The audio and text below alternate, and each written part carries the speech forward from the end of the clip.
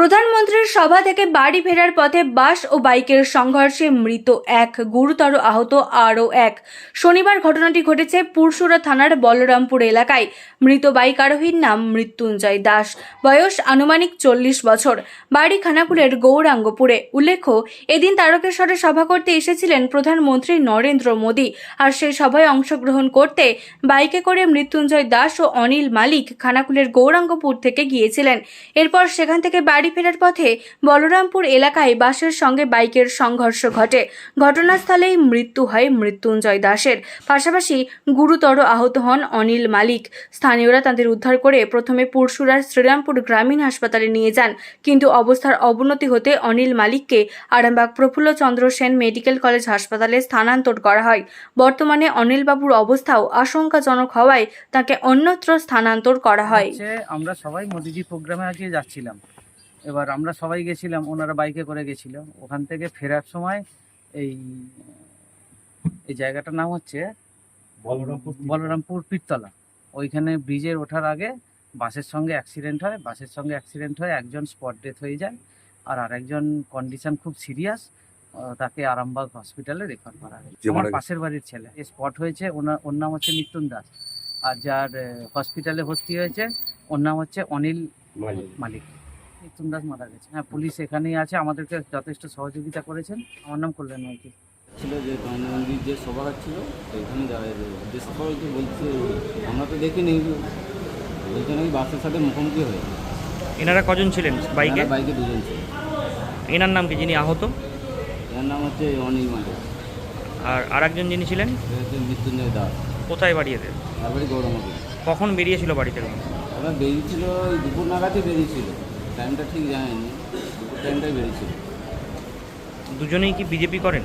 হ্যাঁ, কতদিন ধরে বিজেপি করছেন? সেইটা বলতে পারবো না। এবার ওর উদ্দেশ্যেই যাচ্ছিল যে রাস্তায় এরকম হলো। কোন জায়গায় হয়েছে কিছু শুনেছেন? এটা হয়েছে আপনার যে হচ্ছে ওই হাড়ুয়া যে পীরতলা বলে আছে, এই পীরতলার ওইখানটা হয়েছে। আপনারা কি করে খবর পেলেন? আমাদেরকে ফোন করলে, ওনাদের কাছে ফোন ছিল, সেই ফোন থেকে ফোন করেছিল যেরকম অ্যাক্সিডেন্ট হয়েছে। এই খবরটা থেকে আমরা গাড়ি নিয়ে গেছি। দিয়ে আপনারা হসপিটালে ভর্তি করলেন? না, ওখানে আমরা যে দেখি হসপিটালে ভর্তি আছে। কোনখানে, এখানে না ওখানে? না, ওইখানে আমরা শ্রীরামপুর হসপিটাল। শ্রীরামপুর ওখানে আমরা যখনই পৌঁছাই তখন যে আমাদেরকে বললো যে রোগীর কন্ডিশন খারাপ, আমরা হচ্ছে আরামবাগ নিয়ে চলি। আরেকজন যিনি ছিলেন তিনি কেমন আছেন? হ্যাঁ, আরেকজন যিনি ছিলেন? হ্যাঁ, তিনি ডেড। ওনার বাড়ি কোথায়? ওনার ওইখানে। কত বয়স হবে ওনার? ওনার বয়স কত, 40-45-এর মধ্যে। কী করতেন জানেন উনি? উনি বাইরে সোনার কাজ করতেন। কবে কি ফিরেছে বাড়ি? কালকেই ফিরেছে। কালকেই ফিরেছে। যিনি মারা গেছেন? হ্যাঁ। আর ইনি কি করতেন? ইনি এমনি হচ্ছে চাষবাস করতেন, কলের কাজ করতেন, চব্য গাড়ি আছে, চব্য গাড়ি চালাতেন। ওনার অবস্থা কেমন এখন?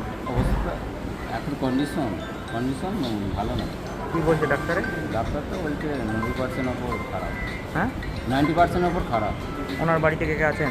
ওনার বাড়ি হচ্ছে প্রথম পক্ষে স্ত্রী মারা গেছে, দ্বিতীয় পক্ষে স্ত্রী আছে, তার দুটো ছেলে আছে, আর প্রথম পক্ষে দুটো মেয়ে আছে, বিবাহিত। যিনি মারা গেছেন কী নাম? তার নাম মৃত্যুঞ্জয় দাস। ওনার বাড়ি থেকে কে আছেন? ওনার বাড়িতে এক ছেলে এক মেয়ে আছে, আর স্ত্রী আছে। বাইরে কোন জায়গায় কাজ করতেন জানেন? না, সেইটা জানি না।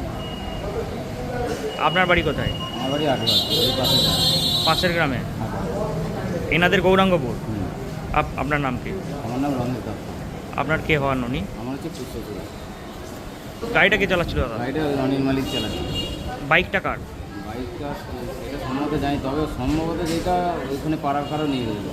ওই পাড়াতে একটা মাছকাউড়ি আছে, শালি বাড়ি আছে, সম্ভবত শালির ছেলে।